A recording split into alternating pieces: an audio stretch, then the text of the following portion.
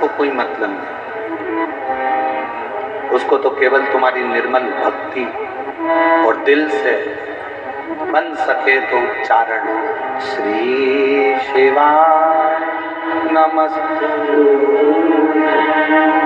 श्री शिवाय नमस्तु, श्री शिवाय नमस्तु, श्री शिवाय नमस्तु। तुमने जो दिल से उसको पुकारा, बस वही उसको चाहिए।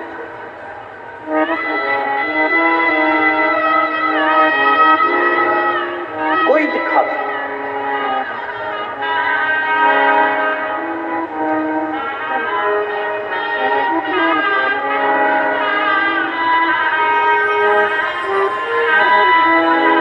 कुछ माताएं झंडा ले लेकर पैदल आ रही थी। पूछा, धूप इतनी तेज पड़ रही है, गर्मी इतनी तेज पड़ रही है, आप झंडा लेकर कहां से आ रहे हैं? कहा, हम गुरुग्राम से पैदल चलते हुए कथा में धन्यवाद देने के लिए बाबा। इतना भरचक गर्मी, इतना तेज तपन, जमीन तप रही है, इतनी तेज गर्मी पड़ रही है, और उसमें आप पैदल चलते चलते बाबा का भजन करते करते आए।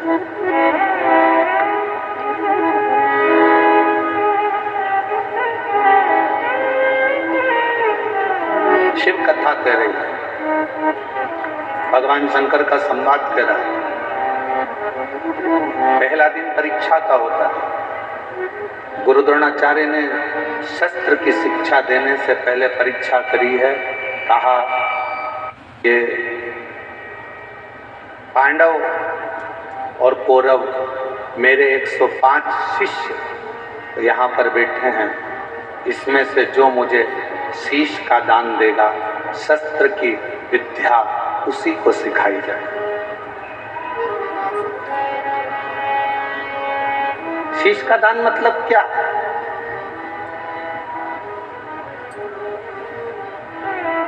क्यों घर के लोग कहते हैं कि बेटी घर अगर ससुराल जाओ तो सास ससुर के चरणों में झुक जाना, शीश झुकाना। माँ अपने पोता पोती को, अपने बेटा बेटी को कहती है दादा दादी के पास शीश झुकाना, नाना नानी को शीश झुकाना, घर के बुजुर्गों के आगे शीश झुकाना। शीश झुकाना मतलब शीश का दान दे देना। शास्त्र कहता है शीश का दान का मतलब ये होता है कि आप अपने भीतर का अहंकार उनके चरणों में डाल दिए हो और आपके अंदर अहंकार बचा नहीं है, आप उसके हो गए। अभिमान आपने त्याग दिया, अहंकार आपने छोड़ दिया। कई लोग कथा में भी आते हैं तो शीश का दान नहीं कर पाते, अहंकार को छोड़ नहीं पाते। तुम मुझे पहचानते नहीं हो, तुम मुझे जानते नहीं हो, मैं अब भी फोन लगाती हूँ, देखो अब भी मुझे जगह मिलेगी, अब भी फोन लगाती हूँ। और उसको क्या मालूम कि कथा में आई है तो यहाँ तो नेटवर्क मिलता ही नहीं है। जहां जहां शिव महापुराण की कथा होती है वहां नेटवर्क ही नहीं लगता, क्योंकि वहां एक ही नेटवर्क चलता है, वो शंकर जी का, बाकी के सारे नेटवर्क फेल हो जाते हैं। मैं अभी फोन लगाती हूँ, तुम मुझे जानते क्या हो, मैं बैठूंगी आगे, मैं अभी फोन लगाती हूँ। बस हम तो कहते कभी कभी उनसे भी सीखा करो जो तुरंत कहते अब भी फोन लगाती हूँ, 1 मिनट नहीं लगेगा और मेरी गाड़ी छूटेगी, अब भी फोन लगाती हूँ, 1 मिनट नहीं लगेगा और मैं आगे बैठूंगी। ऐसा ही बल तुम्हारे अंदर होना चाहिए। अब भी श्री शिवाय नमस्तुभ्यम बोलती हूँ और मेरा शंकर मेरे पर कृपा करेगा, ये निश्चित है, ये निश्चित है। और जिस दिन आपके अंदर ये बल आ गया ना कि मेरा शंकर, मेरा उगड़दानी, मेरा त्रिकालदर्शी, मेरा कैलाशी, मेरा अविनाशी, मेरा शिव मेरे साथ में है, मैं उसको पुकारूंगी, वो मेरा सुनेगा, मैं उसको आवाज दूंगी, वो सुनेगा। उस दिन सर्वश्रेष्ठ सब कुछ।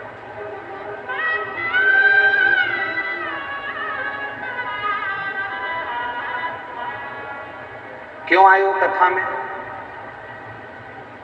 अपना अपना एसी का कमरा छोड़कर, जम के बोलो जरा, अपने अपने घर का कूलर, एसी, पंखा, एसी की गाड़ी, डनलप का गद्दा, सोफा सेट सब छोड़कर कथा में गाड़ी भी दूर रुकी, पैदल पैदल धूप में चलते चलते कथा के पंडाल में पहुंचे। जरा विचार करिएगा, क्यों आए हो? क्योंकि तुमको मालूम है कि मैं 12 ज्योतिर्लिंग की यात्रा करने नहीं जा सकती, पर अगर मेरे नजदीक में शिव महापुराण की कथा हो रही है, वहां जाकर पहुंच गई तो 12 ज्योतिर्लिंग का फल हमें प्राप्त हो। मेरा शिव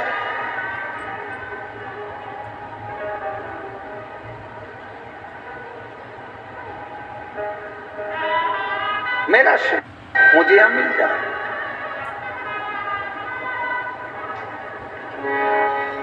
मेरा शंकर मुझे यहां मिलेगा। आप सबको मालूम है कि मैं अगर यहां बैठूंगी, अपने दिल की बात अपने बाबा से कहूंगी तो मेरा बाबा यहां बैठकर सुनेगा। और कितनी बड़ी कृपा दिल्ली की इस कथा में हो रही है। मेरे भोलेनाथ जी की जरा विचार करिएगा कि कथा के मध्य में ही 24 तारीख को प्रदोष पड़ जाएगा, 25 तारीख को मासिक शिवरात्रि पड़ जाएगी, 26 तारीख को कथा की शिवरात्रि पड़ जाएगी और 27 तारीख को कथा विराम हो जाएगा।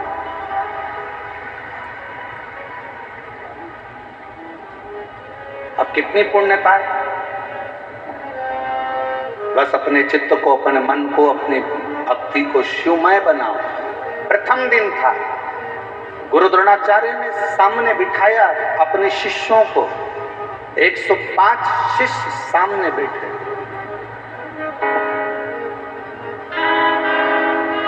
और गुरु द्रोणाचार्य ने सामने बैठे हुए 105 शिष्यों से कहा कि तुम में से जो शीश का दान देगा वो शस्त्र विद्या सीख सकेगा। शीश का दान मतलब अब शिष्य समझे तो बात,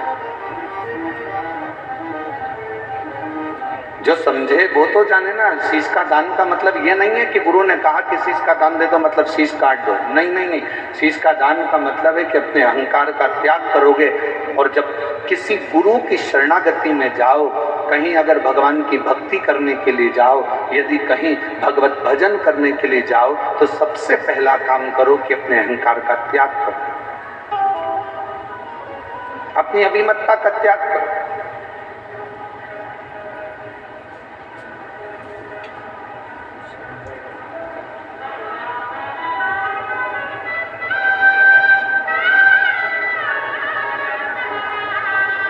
कल हम देख रहे थे बहुत बड़ी बड़ी बिल्डिंग है दिल्ली में बनी है, इतनी बड़ी बड़ी बिल्डिंग है बनी, इतना बड़ा बड़ा मकान बना, इतना बड़ा बड़ा मकान बना। तो हमारे साथ में जो हिमांशु पंडित जी थे वो कह रहे थे, गुरुजी कितनी बड़ी बड़ी बिल्डिंगें बनी है। हमने कहा अपने शहरों में या अपने छोटे छोटे पुराने पुराने गांव हैं, उसमें बड़ी बिल्डिंग भले नहीं होती थी पर बड़े मकान जरूर होते थे। और उस मकान में और यहाँ के मकान में एक बहुत बड़ा अंतर है। वहाँ के मकान मौन रहकर बन जाते थे और यहाँ के मकान लोन लेकर बन जाते हैं।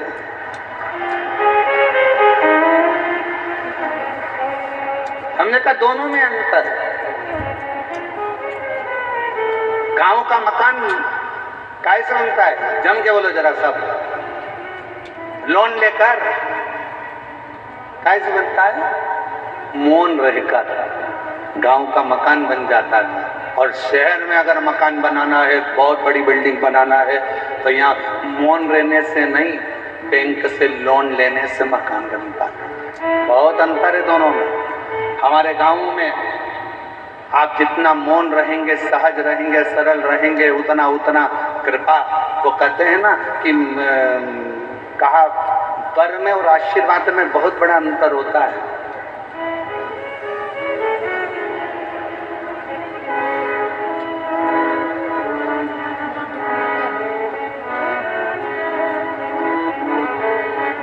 लंकापति रावण ने क्या मांगा था? शिवजी से वर मांगा था।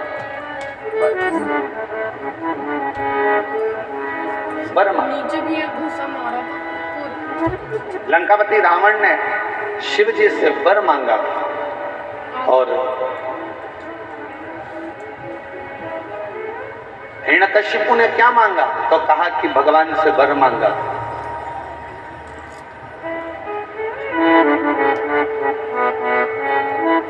जितना मांगा गया वो वर था।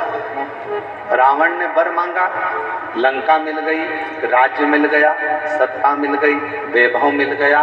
पर धीरे धीरे एक दिन लंका के राजा रावण को भी प्राण त्यागना पड़ा, छोड़ना। हिरण्यकशिपु ने वर मांगा, एक दिन हिरण्यकशिपु को भी प्राण त्यागना पड़ा।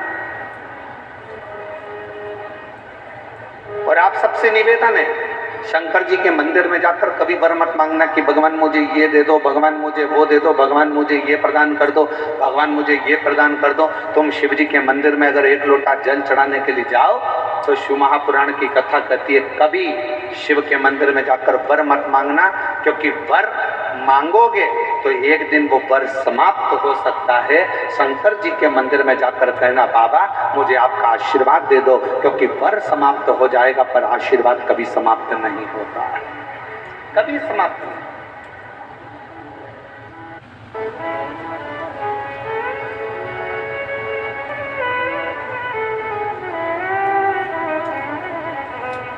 हो सकता है कि वर मिला और समाप्त हो जाए, हो सकता है कि वर प्राप्त हुआ और वो समाप्त हो जाए, पर आशीर्वाद कभी समाप्त नहीं होता। अगर मेरे शंकर का, घर के बुजुर्गों का, माता पिता का, घर के बड़ों का, घर के बड़ों का, गुरुजन का, संत जन, साधु जन, तपस्वी जन का, या अपने घर के माता पिता या वृद्ध का जब आशीर्वाद मिल जाता है तो फिर वर की जरूरत भी नहीं पड़ती।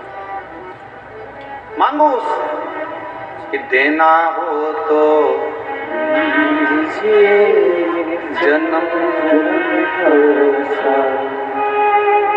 मेरे सिर पर रख दो अपने दोनों हाथ, और देना हो तो दीजिए जन्म जन्म का साथ, और देना हो दीजिए जन्म जन्म का साथ। भगवान शिव की कथा कर, भगवान शंकर का संवाद, शिव पत्र, शिव पुराण कर, मेरे ओघरदानी का संवाद कर।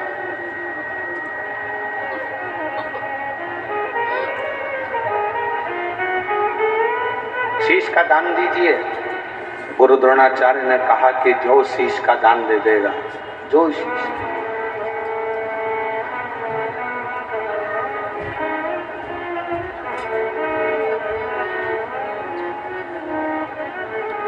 मेरे शंभू ने कहा, मेरे शंकर ने इस पवित्र कथा का आनंद कर रहा है। हस्तिनापुर शिव महापुराण की कथा करेंगे, जो शीश का दान देगा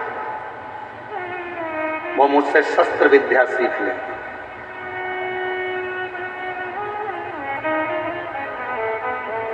अब कौन शीश का दान दे? सब 105 जितने शिष्य बैठे थे गुरु द्रोणाचार्य के, उसमें से 100 शिष्य उठकर चले गए। 5 शिष्य बैठे रहे पांडव, उसमें भी एक अर्जुन सामने बैठा रहा, तलवार उठाई और शीश के पास लेकर जाने लगा, काट कर शीश का दान देने लगा। गुरु द्रोणाचार्य ने मना कर दिया, मुझे कटा हुआ शीश नहीं, तेरे धड़ पर लगा हुआ शीश मेरे चरणों में पड़ जाएगा, उतना दान बहुत है और मैं तुझे दे दूं, मत दीजिए। शंकर भगवान को तुम्हारा धन नहीं, वैभव नहीं, सत्ता नहीं, दौलत नहीं, शिव जी को केवल तुम्हारा एक लोटा जल शिव को समर्पित कर दो। एक लोटा जल भी नहीं हो तो 3 बार ताली बजा, वो भी नहीं है तो मुख से बम बम बोले बोल, ये भी नहीं बोल सकते तो मुख से हर हर महा, इतना पैसा बहुत।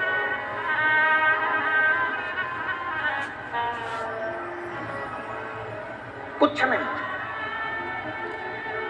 जिस दिन अहंकार छोड़कर, अभिमत्ता त्याग कर, अभिमान का त्याग कर, जिस दिन अहंकार को छोड़कर तुम शिव की ओर बढ़ोगे, शिव तुम्हें प्राप्त होता है। हस्तिनापुर, शिव महापुराण की कथा में हस्तिन नाम का जो राजा था वो शंकर का परम उपासक था, जिसने इस राज्य को बसाया था।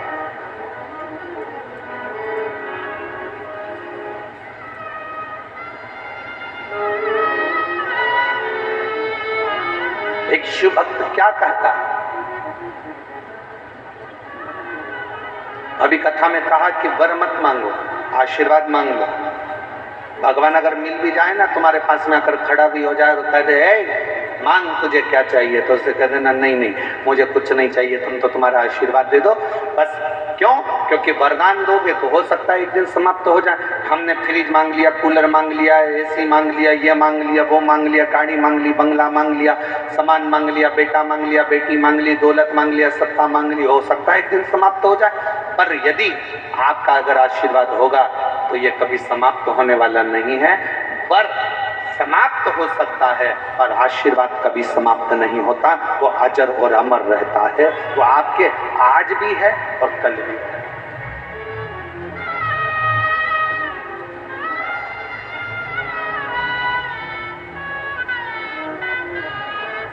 इसीलिए कहा कि तेरी कृपा का क्या है भरोसा, कब किसी पर हो जाए जरा सी हम पर कर दो। जिसको आता है वो भी बोलो साथ में, तेरी कृपा का क्या है भरोसा, कब किस पर हो जाए जरा सी हम पर कर दो, जरा सी हम पर कर दो। पापी हो चाहे जितना उसका भी बाबा उद्धार किया, उद्धार हुआ।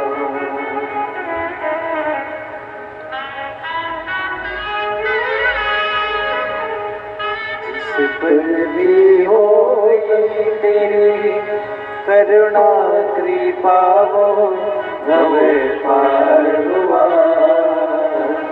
भव पार हुआ। पापी हो चाहे जितना उसका भी बाबा उद्धार हुआ, उद्धार हुआ। जिस पर भी हो गई तेरी करुणा कृपा भव पार हुआ, भव पार हुआ। कितना जामिल गणिकांते से मन को तुम्हारे भाई जरा सी हम पर कर दो, जरा सी हम पर कर दो। तेरी कृपा का क्या है भरोसा, कब किस पर हो जाए जरा सी हम पर कर दो, जरा सी हम पर कर दो। ज्यादा नहीं, बस आशीर्वाद दे दीजिए, वर नहीं चाहिए, शिव आपका साथ दे दीजिए।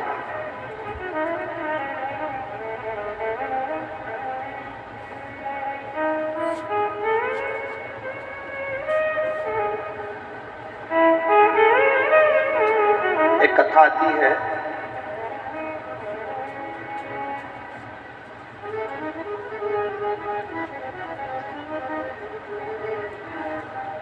एक नारायण नाम का एक छोटा सा बालक था।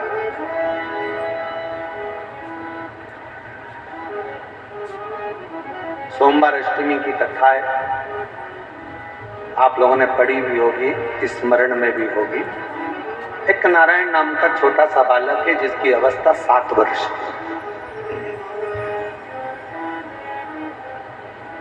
केवल 7 वर्ष की अवस्था। और ये सोमवार अष्टमी की बड़ी सुंदर कथा आज स्मरण में आई है, तो आप लोग और हम लोग उसको श्रवण। और कभी अगर सोमवार की अष्टमी पड़े तो इस कथा का मनन चिंतन उस दिन जरूर करना। एक नारायण नाम का छोटा सा बालक जिसकी अवस्था 7 वर्ष की, पिता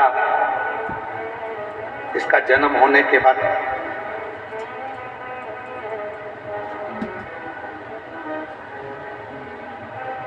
किसी गलत मार्ग में चले गए और किसी अन्य स्त्री के साथ रहना चालू कर दिया। नारायण अपनी मां के साथ में रहे।